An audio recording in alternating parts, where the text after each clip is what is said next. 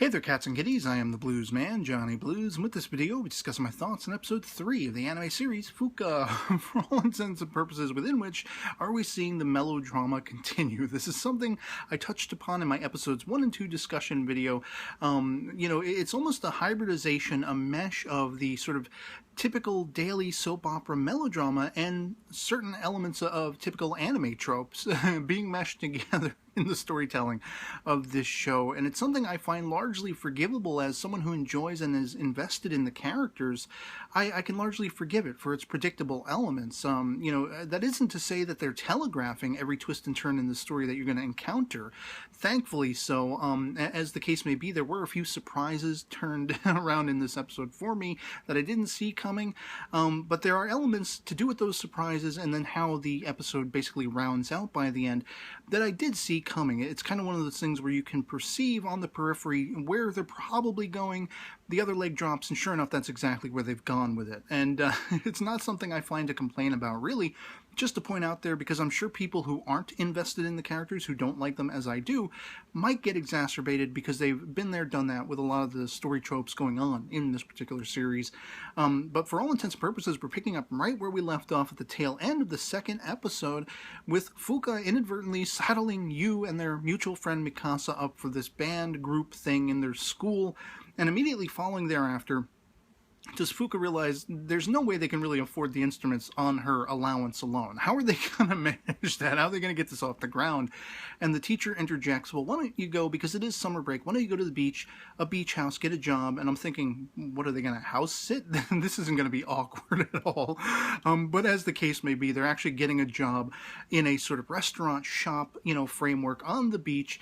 And, all the while you have Yu, who's kind of like, how did I get talked into this? Like, I kind of like this chick, I want to support her, and it was he who put her on that path to begin with, of seeking out the music, and he hasn't even made that assumption for himself. He ends up having to ask her later in the episode, well, what set you on music, getting a band together and all this stuff, because I guess he had inadvertently assumed she would want to become a sort of solo singer like his childhood friend Tama-chan, and it's funny how she is interjected into the story. That's a lot of where the predictability came in, when she's going to be filming a music video on the beach or in that area, something like that, and it's raining, so they have to cancel some of the shoot, and she wants to meet up with him, and this coincides with his just being absolutely backbreakingly exacerbated with the job that he has to do. He has to kind of do a waiter job and run around and get orders from people wanting meals and things of that sort. He has to clean up tables, and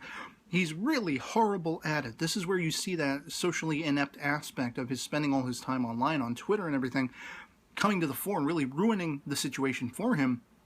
And the boss guy is just smacking him on the back. He's a loudmouth. He's all excited and everything. He's very easily excitable. And he gets on Yu's case, look, if you can't pull your weight, maybe you just ought to go home. Forget this and everything. Just give up. Just quit while you're ahead. But I love that Fuuka answers to that.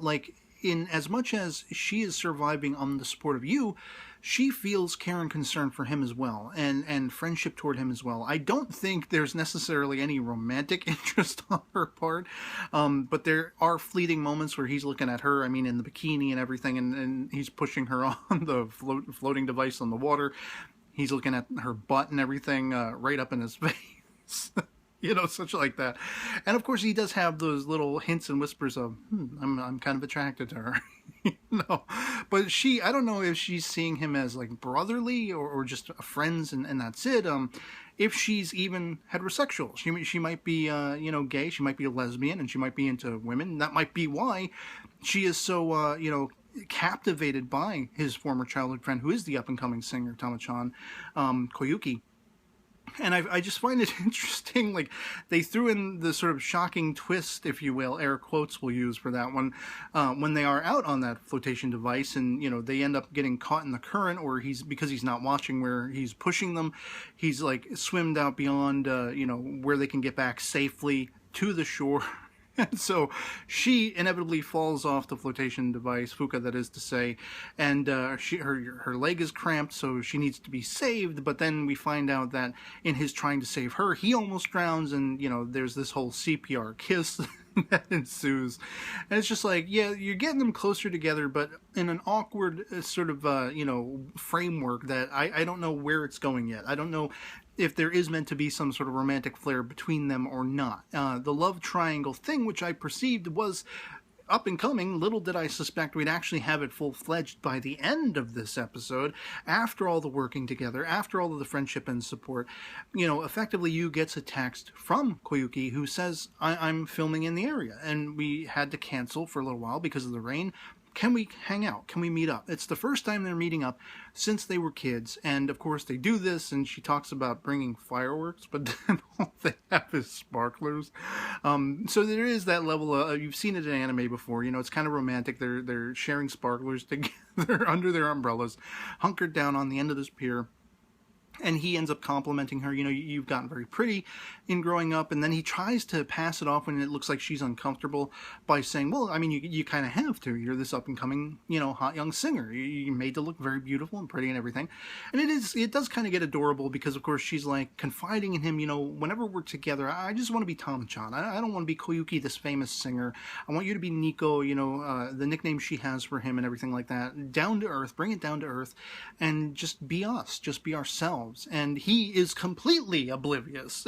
I get the impression he's completely oblivious to the fact that she is head over heels in love with him. Again, all of those songs she's ever written are about him and setting her sights on music.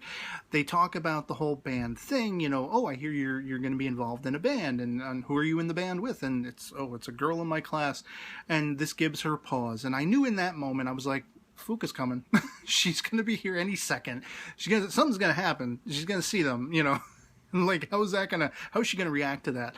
And so, of course, the wind kicks up after their sparklers have gone out, had fizzled out, and knocks, Koyuki's umbrella away from her. And she immediately jumps toward you and grabs onto him. He goes to cover her, but that's not quite enough. She wants to feel the warmth of his body, being there with her. And, of course, as I assumed, in that moment, there is Fuuka coming out looking for him, wanting to talk over what kind of guitar she should buy for him, I assume, because I assume she's going to be a singer and wants him to play the guitar. And so there she is. And one aspect of her being there, while I did highly figure that was going to happen, I did, predict in my mind as I'm watching the episode that's going to happen, that's how it's going to end. One surprise they did throw in was she did not say his name. She said Koyuki. She recognized this singer chick she's obsessed with. Of course she would. But the jealousy question, the love triangle question, is then called into question again for me, who's not sure, does she have romantic feelings for you? Is she going to develop them? Does she have romantic feelings for Koyuki? For Tama-chan? So I don't know exactly how this is going to play out, which angle they're going to be going for. All I can say is I enjoyed this episode for the most part. Even with the fan servicey stuff, it's kind of like sometimes it gets exacerbating as an anime fan. I just want to see good storytelling and quirky characters, and whether it's drama or humor or whatever like that, action. But that isn't to say that I necessarily mind it. It's not a ruining thing for me in any stretch of the imagination. If I can be so forgiving of the predictable elements of the melodrama unfolding in this story, I can be forgivable of a few extra seconds looking at a character's butt, But I mean, I just kind of wish it would be more fleeting at times rather than really, hammering that nail home to dig it in. Hey, here's a butt. Here's a butt. But so yeah, I mean, overall, I enjoyed this episode. I enjoy the characters, and I'm really curious to see where we're going to pick up in the next episode with this confrontation, this impending confrontation between Fuuka, Yu, and Koyuki. Who is she going to be more starstruck over or more romanticized over? I don't know. It remains to be seen. And it'll be interesting to see if they actually successfully get this band going. I mean, you see it in the OP, and yet Yu is talking about, well, I can't even play any instruments. How am I going to, I mean, there is, of course, a learning curve. Maybe he'll be naturally adept to it when he, puts it to practice.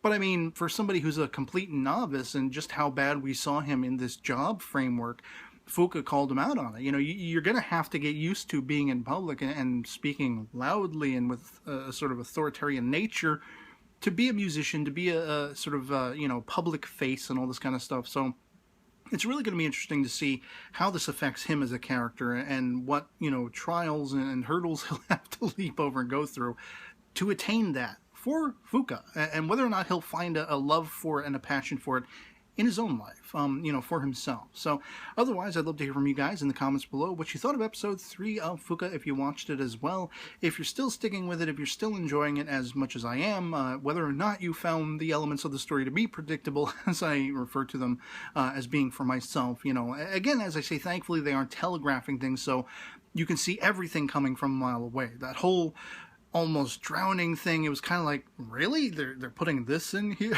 the CPR kiss and everything like that. Okay, whatever. Didn't expect it, but it kind of played out to add to that melodrama going on with the characters. And yeah, love it or hate it, anything goes in the comments below. Just love having that conversation. That'll be pretty much it for me on this. Hope this video finds you well, and I'll catch you all later. Peace.